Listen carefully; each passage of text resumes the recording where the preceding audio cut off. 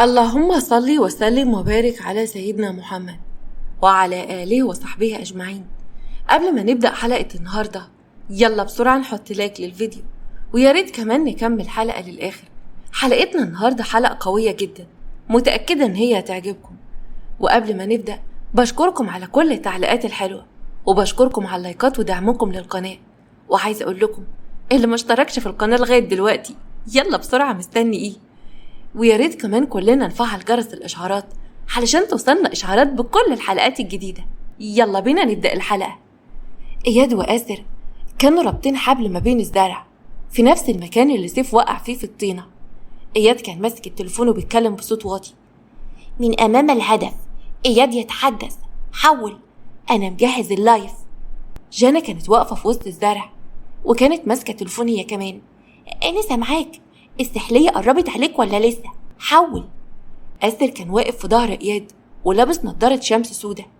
السحلية قربت وهتقع في المصيدة، حول. جانا ردت عليهم، حلو حلو يا ولاد، قعدتلوها على قد ما تقدروا لغاية ما سيف يخلص مهمته في الأوضة. وفجأة قربت كارمن وكانت لابسة هاند فري في ودنها وبتسمع أغاني، وفجأة بتتكعبل وبتقع في الطينة وهدومها بتتبهدل.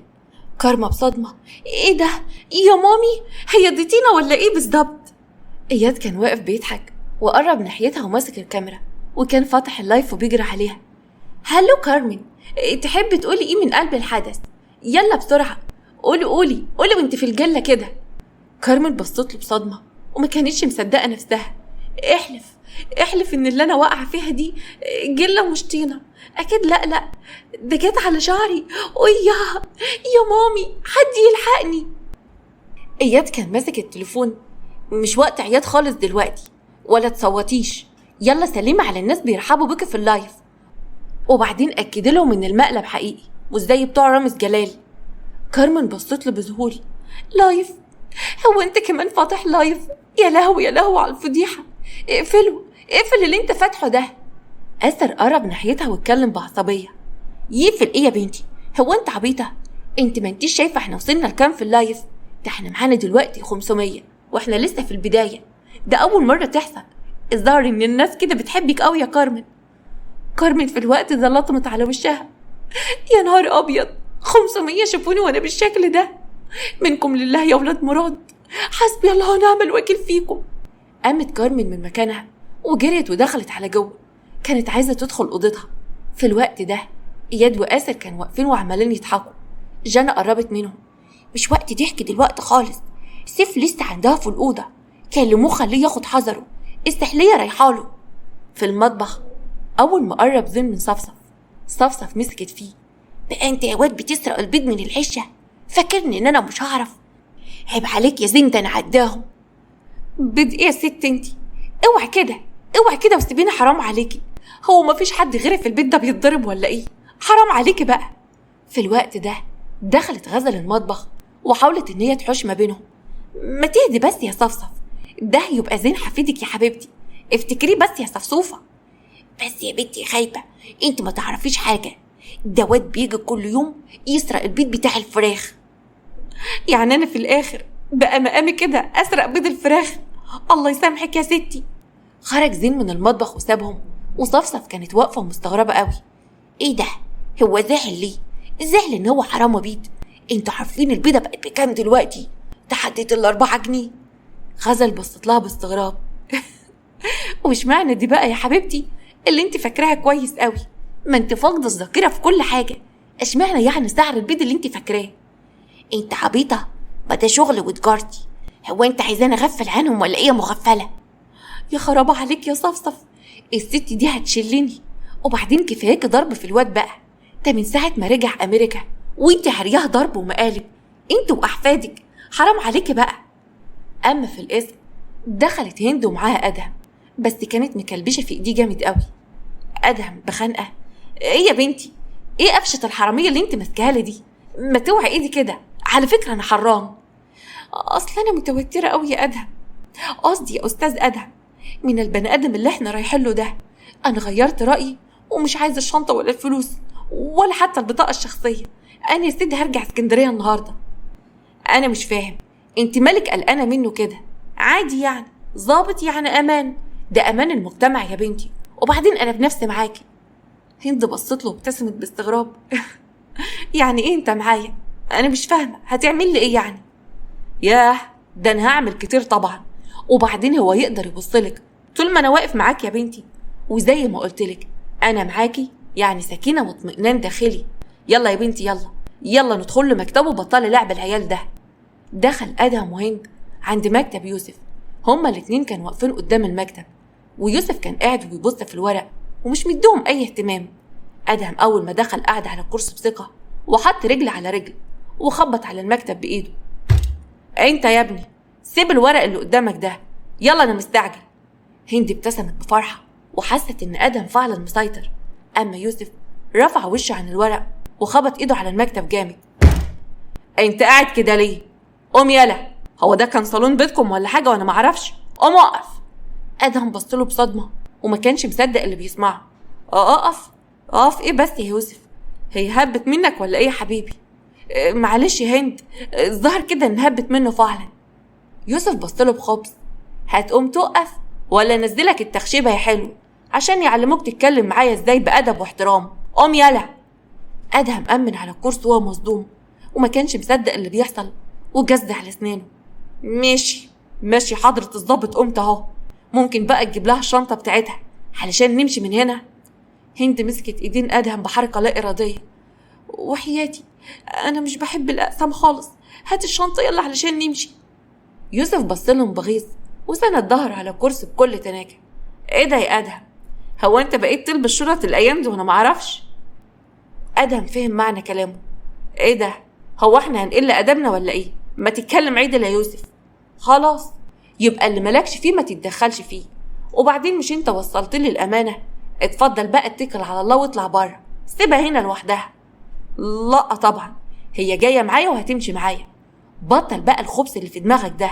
صحيح اما انت صح صاحب زين السيوفي. خلاص طالما خبث بخبث. ندى على العسكري. خد يا عسكري، خد الواد ده ونزله التخشيبه ومحدش يخرجه الا ما يبان له صاحب الاول. كمل كلامه بطريقه علشان تعمل لي فيها شهم قوي يا استاذ ادهم يا بتاع طاره. اما في اوضه كارمن، سيف كان واقف جنب الدولاب وماسك مقص وبيقص كل ملابسها وكان بيغني فرحان. ولو عملوها الرجاله ورفعوا راس مصر بلدنا. وفجاه جاله تليفون من جانا. جانا كانت بيتكلمه. من القط الكبير للقط الصغير، كارمن في طريقها ليك يا سيف. سيف رد عليها بتركيز. القط الصغير سامع ومركز كل كلمه، متخافيش انا هتصرف. وبيقلق سيف وبيفتح الباب وبيخرج بيلاقي كارمن في وشه. بيضطر انه يقفل الدولاب على الهدوم وبينزل تحت السرير. مفيش ثواني ودخلت كارمن الأوضة وهي متعصبة، كانت متبهدلة جدا. ماشي ماشي يا ولاد مراد السيوفي، والله ما أعدي اللي حصل ده بالسهل أبدا. بقى أنا كارمن يتعمل فيا كده ليه يعني؟ إن شاء الله. دخلت كارمن الحمام من غير ما تاخد ملابسها. سيف هو تحت السرير. يا رب تكون ما شافتنيش السحلية دي، أما أخرج بسرعة قبل ما تيجي. وبيطلع سيف من تحت السرير بيبص حواليه بحذر واتأكد إن هي لسه في الحمام. جرى بسرعة على بره. في الطرقة سيف كان بيجري جامد قوي، وهو بيجري خبط في عمه زين. ايه ده؟ مالك يا سيف بتجري كده؟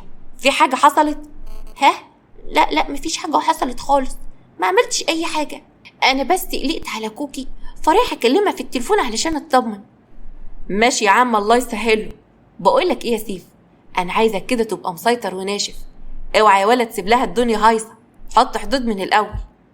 الكلام ده تقوله لنفسك يا عم زين، وبعدين ده نسيف السيوفي مش اي حد. وبيمشي سيف من قدامه وزين كان واقف مصدوم.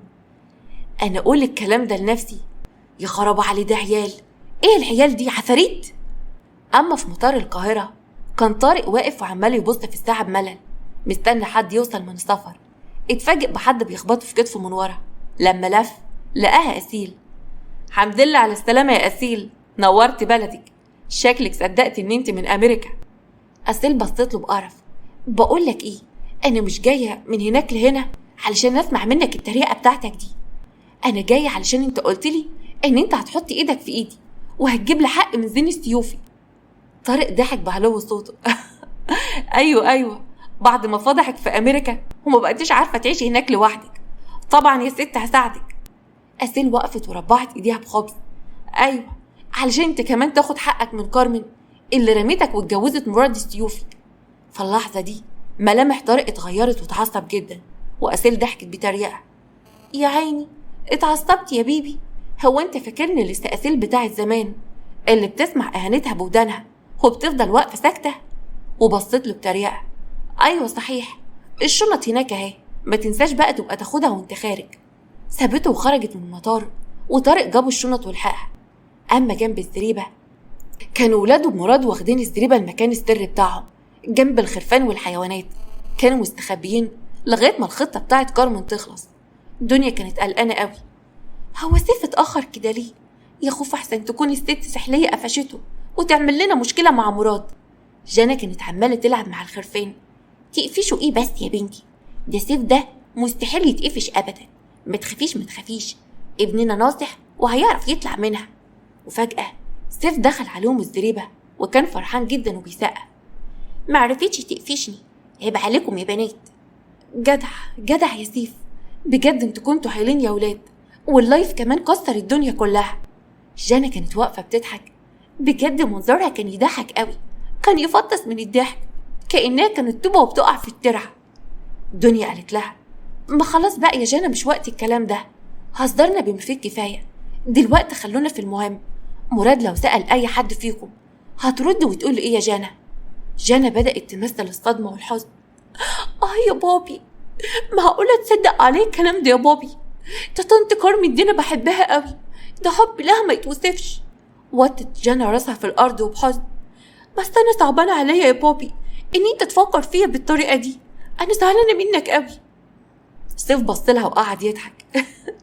ودنيا كمان كانت بتسقف بفخر. سيف كان بيضحك قوي. ايه ده يا شيخة؟ ده انتي والله العظيم يا جانا مسخرة. على فكرة مستحيل مراد يصدقك بأدائك الأوفر ده، أوفر قوي اللي انتي بتعمليه. لا ما تقلقش، مراد هيصدقها. التمثيل بتاعها عدى تمثيل نيللي كريم. المهم انت يا سيف هتقول لبابي ايه؟ سيف كان واقف بيضحك. لا انا مش هعمل اداء اوفر زي جانا اختك. بصراحة انا هبان ان انا كداب قوي. هقوله ان انا ما كنتش فاضي وكنت بتكلم مع كوكي، حتى اسأل كوكي كمان، وكوكي كده هتشهد معايا. خلاص يا ولادي يبقى اتفقنا، وبإذن الله كارمن دي هتطفش من البيت، يعني هتطفش مش هتقعد تاني بعد اللي حصل. في أوضة كارمن طلعت كارمن من الحمام بالفوطة. أما شوف هلبس ايه بقى. ماشي، ده انا هخلي مراد يتجنن النهارده من جمالي. انتوا عايزين تطفشوني يا ولاد مراد؟ والله لا انا مثبته. فتحت الدولاب ولقت كل الملابس بتاعتها متقطعه. كارمن كانت واقفه قدام الدولاب ومصدومه، مسكت الهدوم وبتشوفها وكلها متقطعه. يا نهار ابيض، ايه ده؟ مين اللي عمل في هدومي كده؟ طب انا هلبس ايه دلوقتي؟ هفضل بالفوطه يعني طول اليوم ولا ايه؟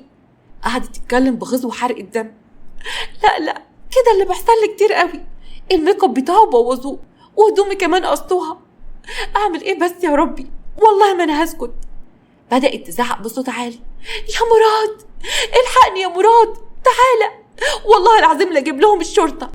فاللحظة دي دخل مراد الأوضة وهو مخضوض، كان مخضوض جدا من صوتها، اتصدم من شكلها والهدوم اللي كانت في ايديها متقطعة بالمقص. في ايه بس يا كارمن؟ مالك كده بتصوتي؟ ايه اللي حصل؟ انت كويسة؟ كارمن بدأت تعيط بتمثيل واترمت في حضن. انا مش فاهمة اللي بيحصل فيا كده يا مراد، انا من ساعة ما رجعت من بره مصر وانا بتبهدل بهدلت السنين. كل ده علشان ايه يعني؟ علشان حبيتك واتجوزتك؟ هم اولادك ليه بيكرهوني بالشكل ده؟ مراد كان واقف ومحرج قوي. اهدي بس يا كارمن، اكيد اللي حصل ده يا حبيبتي سوء تفاهم، دول في الاول وفي الاخر اطفال، انا هتكلم معاهم وهجيبهم دلوقتي يعتذروا منك. بس غيري هدومك. كارمن بدأت تحس بإحراج مراد وحاولت تلعب على الحتة دي. قربت منه ولفت ايديها الاتنين حوالين رقبته. يعتذروا لي ايه بس يا مراد؟ يرضيك يا حبيبي ان هم يرموني في الطينة؟ لا طينة ايه؟ ده طلعت جلة، استغفر الله العظيم يا رب. وبعد كده ملقاش اللبس بتاعي كمان، انا مش عارفة ليه بس هم بيعملوا فيا كده. فاللحظة دي شافت غزل جاية من بعيد، قربت من مراد اكتر وبسته من خده. قربت ولزقت فيه قوي. مراد كان مصدوم من الحركة دي وما قدرش يتحرك من مكانه. غزل وقفت بعيد والدموع اتجمعت في عينيها. حاولت تسيطر على نفسها. قربت منه. طيب على الأقل يعني يا مراد تقفلوا الباب عليكم، ده حتى الفيلا فيها 5 أطفال وبيفهموا. عيب قوي اللي انتوا بتعملوه ده. كارمن بعصبية. انت مالك يا ست انت وبتدخلي ليه في حاجة زي كده؟ واحد ومراته، ايه اللي دخلك انت ما بينهم؟ مراد كان واقف متوتر جدا وبعد عن كارمن فجأة. لا يا غزل، ما تفهميش الموضوع غلط، والله العظيم ده سوء تفاهم. غزل ابتسمت بتريقة وحاولت تتكلم عادي. سوء تفاهم يا حسرة، صحيح، يا مأمنة للرجال يا مأمنة للمية في الغربال. وبصت لكارمن اللي كانت فرحانة فيها. وانتي يا اختي خلي بالك قوي احسن ما الفوطة دي تقع، وساعتها بقى ممكن تستهوي، بتبيني اجتك خيبة. سابتهم غزل ونزلت الحديقة وكان مراد هيحصلها، بس كارمن مسكت ايده وقالت له اكيد مش هتسيبني يا مراد، مش هينفع تسيبني وتنزل دلوقتي، انا مش عارفة اتصرف في المشكلة اللي انا فيها دي. اما في اسم الشرطة يوسف بخبز. يلا يا عسكري خد ادهم على التخشيبة. ادهم بعد بسرعة عن العسكري. استخشبت مين يا عم؟ هو انت عبيط ولا ايه؟ في ايه بس يا يوسف كده، ما تستهدى بالله. هتروح مع العسكري بأدبك ولا؟ لا وربنا هسيب الاسم ده، ما فيهاش ولا يا حبيبي. انا هخرج دلوقتي من الاسم خالص وبأدبي طبعا. ولسه ادهم هيخرج هند مسكته من ايده. انت رايح فين؟ مش انت قلت لي ان انت مسيطر ومش هتسيبني؟ ايوه ما انا مسيطر طبعا، انت ما انتش شايفه السيطره بعينك. وبعدين انا مش همشي، انا هستناكي بره قدام الاسم عشان تعرفوا تتناقشوا مع بعض. وبعدين طارة بتغير عليا فلازم احترمها برضو، صح ولا ايه يا يوسف؟ يوسف أمن على المكتب واتكلم بضحك. طبعا صح الصح، يلا بقى احسن طارة تعرف وتزعل. ادهم فعلا خرج من الأوضة هو والعسكري. في اللحظة دي يوسف قرب من هند بفرحة. اخيرا بقينا لوحدنا علشان بقى اعرف اخد حقي منك واطلع عليك كل القديم والجديد. ده انت يا بنت من ساعة ما اتقابلنا وانتوا كل شوية بتطولي لسانك عليا وانا مش عارفة اخد معاك حق ولا باطل. هند بصت لي بخوف. بقول لك ايه يا اخينا انت، انا عايزة الشنطة بتاعتي وهمشي من هنا، وبلاش بقى لعب العيال بتاعك ده، ما تكبر شوية. انا اللي اكبر شوية؟ ماشي يا ست انا موافق. هرجع لك الشنطة بس مش قبل ما تعتذري مني عن كل اللي عملتيه معايا، وعايزة احسها بقى من قلبك. ايوه تعتذري من قلبك قوي كده عشان اتأثر. هند في اللحظة دي اتغاظت قوي واتكلمت بصوت عالي لدرجة ان هي خضت يوسف. بقى كده؟ ايوه طلع اللي في نيتك طلع، انت جايبني هنا علشان تذلني وتخليني اقعد اعتذر منك. بس لا يا يوسف باشا، تولع الشنطة. كانت لسه هتخرج من الأوضة بس لقت حد بيشدها وبيلوي دراعها وقربت منه. هند بصت له بصدمة وما كانتش عارفة ترد. ايه ده؟ انت هتعمل ايه؟ ابعد عني. في اللحظة دي اتحولت شخصيتها من العصبية للرقة المفرطة اللي كانت لايقة عليها أكتر. يوسف قربها منه أكتر وابتسم بخبز. هو انت فاكرة ان دخول الحمام زي خروجه؟ أنا مش هسيبك تمشي من هنا يا حلوة، اعتذريلي الأول. أما في الشارع كان واقف أدهم قدام القسم وبيشرب السيجارة. اتفاجئ بخالد أخو طارة بيتكلمه. أدهم بضحك. أهلا بنسيبي وخلي العيال. خير يا باشا، افتكرتني ليه دلوقتي؟ انت فين يا أدهم؟ أنا عايزة أشوفك ضروري، تارة مش كويسة خالص وحالتها زي الزفت. أدهم اتوتر قوي. تارة؟ مالها تارة يا خالد؟ في حد عمل لها حاجة؟ ما أنا لسه مكلمها الصبح وكانت كويسة. مش عارف والله يا أدهم، بقالها يومين رافضة إن هي تاكل. بقولك إيه، ما تيجي الفيلا وأنا هعرف أخليك تدخل. أيوة ههربك من الأمن. أدهم رد عليه بشجاعة. أيوة طبعا أنا هاجي وتغور أي حاجة في الدنيا علشان خاطرها. بص أنا أول ما أقرب من الفيلا هكلمك على طول. سلام بقى دلوقتي يا خالد. في وسط الزرع وقدام الترعة غزل كانت قاعدة على الأرض وبتبكي. سيف قرب ناحيتها. أوف بقى يا غزل، إيه يا بنتي؟ هو أنت على طول كده نكدية وبتموتي في العياط؟ مفيش مرة دورت عليكي إلا لما لقيكي قاعدة بتعيطي مع نفسك. هو إيه اللي حصل؟ هو يعني إيه اللي بيحصل في حياتي ويخليني أكون مبسوطة يا سيف؟ أنا كل شوية أفرح قوي وأصدق إن ممكن يكون بيحبني، وبعدها ما بيعديش ساعات إلا وبيثبت لي عكس كلامه. أنا اتخنقت قوي، انا لازم ابعد يا سيف. في الوقت ده قربت جانا منها وحضنتها. ما تقوليش كده، انت مش هتمشي من هنا خالص. كفايه ان احنا كلنا في ظهرك يا غزل. انت متعرفيش احنا عملنا فيها ايه النهارده. احكي لها يا سيف، احكي لها. سيف قرب وقعد قدام غزل وربع رجليه. ده احنا عملنا فيها عمايل، سوينا فيها الهوايل، ده ما بقاش عندها بلوزه سليمه. طب انا حتى النهارده ما اهتمتش ان مراد ممكن يسحق لي عشان انت تكوني مبسوطه يا غزل. شفتي احنا بنحبك ازاي؟ غزل ابتسمت لحبهم ليها، قربت من سيف وبسته من خده. انا بحبك قوي يا سيف. سيف مسح خده من البوسه. بعد اذنك، قايله كده بتغير عليا، ويلا بقى اضحكي وبلاش تكوني نكديه. غزل ضحكت. اهو مش نكديه اهو يا سيف. وبعدين تعالوا هنا، لما مراد يعرف اللي انتوا عملتوه ويسأل مين اللي عمل كده هتتصرفوا ازاي؟ سيف بكل ثقة. عادي يعني، هلبسها لصفصف، المهم اطلع منها انا. هو انا يعني ناقص مشاكل؟ بعدين كده كده صفصف بتنسى، مش بعيد تقول لمراد ان هي فعلا اللي عملتها. جانا بحماس. تصدق والله يا سيف طلعت فكرة كويسة قوي. اما انت صح طلعت اذكى مني، راحت عن بالي فين دي. يا سلام، والاستاذ سيف خبرة بقى قديمة في الحاجات دي. بقول لكم ايه، هو انتوا مش حابين تركبوا خيل؟ ما يلا بينا. لا، انا مش هعرف اجي معاكم، انا لازم اكون مع دنيا علشان نتابع اللي هيحصل في الفيلا. هبلغكم على طول، على رنات بقى يا سيف. اخدت غزل سيف وراحت ناحية الاسطبل عشان يلعبوا سوا. اما في الشارع قدام المطار كان طارق ماسك الشنطة بيحطها في العربية. انا عايز اعرف مالك كده يا اسير كرهاني؟ اللي يشوف نظرة الكره دي ما يقولش ان انا ابن خالتك. ولازمتها ايه نفتح في الذكريات الزبالة دي؟ بقولك ايه يا طارق، هو احنا هنقابل كارمن امتى؟ انا مش عايز اقعد في مصر كتير علشان كل الناس اللي بكرههم عايشين هنا. هو انت جايبه الثقة دي كلها منين ان كارمن ممكن تساعدنا؟ ما هي بيعانة من بدري قوي. أسير ردت عليه بغل.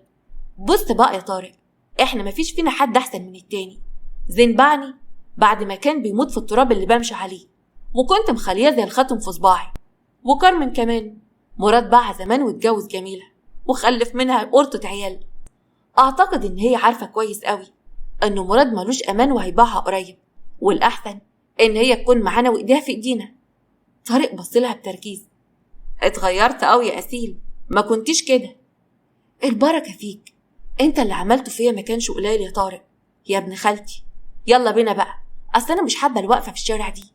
ركبت أسيل مع طارق العربية وراحت تقعد في أي أوتيل لغاية ما تقابل كارمن. أما في الاسطبل غزل كانت بتجري ورا سيف وهي بتضحك. حاسب حاسب حاسب يا ابني لا تقع في الطينة والجلابية تتوسخ تاني، ساعتها بقى هتضطر تلبس بنطلون. لا وعلى ايه، مش هجري خالص يا ستي. بقولك ايه يا غزل، انا نفسي اركب حصان وابقى فارس كده واتصور عشان اوريه لكوكي. بس كده؟ حاضر يا عم، بس انا بقول ان احنا نركب حمار الاول احسن الحصان يرجع يطيرنا. وبتقف غزل هي وسيف وبيشوفوا شاب معاه حمار. غزل، انت يا عم الفارس، ممكن بس الولد الصغير ده يركب الحمار اللي معاك لفة علشان يتصور بيه؟ احسن ده ولد صغير وما يرضكش يعني ان انت تكسر بخاطره. سيف كان متعصب منها قوي. ايه ده يا غزل، هو انت بتشحتي عليا ولا ايه؟ وبعدين انا مش ولد صغير. بقولك ايه يا كابتن، ما تسمعش كلامها، اصل هي بتتعالج، انا راجل كبير ماشي. الشاب اللي كان واقف معاه الحمار كان شكله حلو قوي، ضحك على كلامهم وشال سيف من على الارض وحطه على الحمار، ومشت غزل والشاب جنب سيف. الشاب بص لغزل باعجاب. بس انت لسه شكلك صغير قوي علشان تكوني ام، هو الولد ده يكون ابنك؟ لا طبعا، بقى انا اكون ام الواد الشحات ده؟ انا مش مامته، انا المربيه بتاعته بس. انت بقى بتشتغل ايه؟ انا يا ستي اسمي احمد وخريج كليه الزراعه، بشتغل مع ابويا في الارض. بجد؟ برافو عليك. تعرف ان انا بحب الشباب المكافحين اللي زيك. لعلمك انا كمان مكافحه، اصل انا ما بشتغلش مع اطفال عاديه، لا ده انا بتعامل مع عصابه متنكره في شكل اطفال. سيف بصلها بغيظ. اغلطي بذمتك، احنا مش عاملين لك حس في البيت؟ تعرفي لو احنا هادين كنت هتملي. احمد بصلها وضحك. تعرفي ان هو عنده حق، اكيد بيسلوكي طبعا وبيملوا وقتك يا غزل. سيف بص للشاب. ما انا قلت برضو ان انت حد محترم وبيفهم، بس ما حد يصدقني. خد بقى صورني عشان ابعت الصوره دي لكوكي وصور عدل، البت دي دايما بتطلع نحوه. غزل بصت لسيف وهي بتضحك. الله، مش بنقل الواقع، اضحك عليك يعني يا سيف. احمد كان واقف ومش مصدق خفة دمهم. ده انتوا الاتنين طلعتوا فظاع قوي. بس مين قايلة دي؟ مين قايلة يا استاذ سيف؟ ياه، ده قصة حب كبيرة قوي يا استاذ احمد، هيحكي عنها الزمن لعصور كبيرة قوي، زي قيس وليلى وعنتر وعبلة، حاجة زي كده يعني. اصل سيف اللي قدامك ده طلع حبيب قوي. احمد ضحك على كلام غزل واخد الموبايل وبدأ يصور سيف. وسيف الصور اللي كانت بتعجبه كان بينزلها على الفيسبوك، وكان كمان بيبعتها لكوكي. احمد انسجم مع غزل وكان بيضحك وكان مستمتع جدا معاهم. غزل ما كانتش واخده بالها خالص من الوقت. اما في التليفون سيف كان بيكلم قايلة. هيا يا كوكي، شفتي بقى انا متجدد ازاي؟ مرة على الحمار والمرة الجاية هصورلك على الحصان. شكلك حلو قوي يا سيفو، بس اوعى تنزل صورك دي على الفيس، العيال هيفضلوا يقولوا كلام يضايقني. لا يا كوكي، انا عايزه احط الصوره دي على الفيس علشان يجيلي لايكات واعجابات كتير. بقولك ايه يا سيفو، اسمع الكلام وما تحطش الصوره، سمع ولا لا؟ سيف اتغاظ جدا وقعد يدبدب في الارض. على فكره بقى، ده مش اسمه حب، اسمه تحكم. هحط الصوره، انا هحط الصوره كده برضه يا سيف؟ بتعلي صوتك عليا؟ مش عايزه اعرفك تاني، من النهارده مش هكلمك ابدا، خالص خالص. قفلت قايلة التليفون في وشه. سيف قشر. يو بقى، هو يعني كان لازم اتخانق معاها؟ ما كنت اخدتها على قد عقلها ونزلتها على الفيسبوك وعملت لها اخفاء، ما كانتش هتعرف اصلحها ازاي دلوقتي بقى. اما في الدوار مراد اتصرف وجاب لكارمن جلابيه حريمي تلبسها. كارمن بصت للجلابيه بغيظ. انا مش فاهمه ايه الجلابيه البيئه دي؟ بقى انا على اخر الزمن البس جلابيه؟ معقوله شكلي هيكون عامل كده؟ ما خلاص بقى يا كارمن، هو ده وقت يعني؟ وبعدين يا ستي البسي دي مؤقتا لغايه ما حد يجيب لك هدوم. مراد كان واقف متوتر جدا وعمال يبص في الساعه ومستغرب ان غزل اتاخرت للوقت ده، وبيشوف جنى وهي بتجري ناحيته. نادى عليها. تعالي يا ام سيد. بقولك ايه يا ام سيد، هو انت ما شفتش غزل؟ اصل بقالها حبه كتار مش باينه، مستمع لها صوت في البيت يعني، هي خرجت ولا ايه؟ وعايزها ليه بقى يا مراد؟ ما تخليك مع ست السحليه بتاعتك، ولا هو اي تلزيق وخلاص؟ تلزيق ايه يا بنت الكلام ده؟ لا طبعا، انا بس كنت عايزه اسالها على حاجه مهمه. اخلصي. فين غزل يا ام سيد؟ هي خرجت مع سيف، بيتمشوا هما الاتنين وهيركبوا حمار. روح بقى دور عليهم، احسن يكون حد ضايق غزل ولا حاجه، وهي زي القمر كده في الضفرتين. مراد بدأ يتوتر وبيكلم نفسه. ايوه صح، ممكن اي حد من البلد يشوفها ويعاكسها. لا انا لازم اروح اشوفها. خرج مراد يدور عليها عشان يعتذر منها، وجنى بتربع ايديها بخبز. على فكرة بيحبها قوي، وطالما بيحب بينكر ليه بقى يا سي مراد؟ مراد ده مغلبنا معاه. وبيفضل مراد يدور عليها، وبعد فترة بيشوفها من بعيد وهي واقفة مع أحمد وبتضحك جامد قوي. قرب منها بعصبية.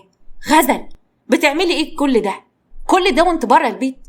أحمد اتوتر جدا من صوته وعصبيته. أنا اسمي أحمد. حصل لنا القرف يا أستاذ أحمد، وانت ازاي توقفي كده؟ أي حد كده توقفه معاه؟ هو انت عبيطة يا بنتي؟ أحمد خاف من طريقة مراد فبيمشي ويسيبهم. غزل كانت بتبصله بعصبية وحزن. وانت مالك انت؟ بتتدخل ليه في حياتي؟ اقف مع حد موقفش، مالكش دعوة بيا. اسمع بقى، مالكش حكم عليا، انا موت صغيرة. مراد وقبل ما تمشي غزل وتسيبه مسكها من ايديها وشدها ناحيته جامد. لا يا غزل، ليا حكم عليك وهتدخل في حياتك. اوعي تكسري كلامي مرة تانية، اوعي تسيبيني وتمشي، فاهمة؟ غزل عينيها كانت بتدمع وهي بتتكلم. ليه بقى ان شاء الله؟ حد قالك ان انت كنت اشتريتني؟ وبعدين يا مراد باشا، لو شريط شغلك انك كنت تحت رحمتك يا سيدي غور الشغل ده، انا خلاص مش عايزاه. لا، ده مش من شروط الشغل، انت عمرك ما هتسيبيني وتمشي. سامعه يا غزل؟ انت خلاص بقيت تخصيني، فاهمه؟ انت ليا مش لحد غير يا غزل. وفجأة في عز ما هما بيتخانقوا مراد لقى سيف واقف تحت وبيشد من رجل البنطلون. حلوة أوي الجملة دي يا مراد، قولها تاني علشان اسجلها وراك، عايزة ابقى اقولها لكوكي عشان تسامحني. بس بجد ادائك هايل يا مراد، برافو عليك يا فنان. مراد في الوقت ده بعد عن غزل وكان متعصب. ايه يا ابني، ايه اللي انت بتعمله ده؟ هو انت بتيجي بس علشان تخضني وتمشي؟ انا اللي جاي اخدك برضه يا مراد، ولا انت اصلا اللي مش شايفنا؟ وبعدين انا وغزل كنا هنا وانت اللي جات لنا، بتزعق ليه دلوقتي؟ بذمتك في حد يقول كلام رومانسي بالشكل ده؟ غزل كانت باصه لمراد بعصبيه. مفيش كلام رومانسي ولا حاجه يا سيف، يلا بينا نرجع دلوقتي علشان الجو بدأ يليل وكمان بدأ يسخف قوي. رجعوا كلهم البيت، لكن غزل مرضتش تقعد معاهم، طلعت على اوضتها، وسيف وجنى وبقيه العصابه كانوا معاها. اما في الدوار بالليل كلهم كانوا قاعدين في الفراندا. زين ومراد وكارمن وفضيله كانوا بيشربوا الشاي. زين كان بيبص لمراد وكان في سر ما بينهم. خلاص كده كل الاوراق بقت معايا، وبعد بكره هتنزل مصر وهننفذ اللي قلتلك عليه، ما تقلقش يا مراد. فضيله قالت لهم ايه ده؟ اوراق ايه اللي انتوا بتتكلموا عنها يا ولاد؟ اوعى تقول لي يا زين ان انت خلاص هترجع تشتغل مع اخوك في الشركه. ايوه يا ابني، فرحني بقى بالاخبار الحلوه دي. مراد بارهاق: لا، من هنا ورايح زين هو اللي هيدير كل الشركات، انا محتاجه استريح شويه تيتا فضيله.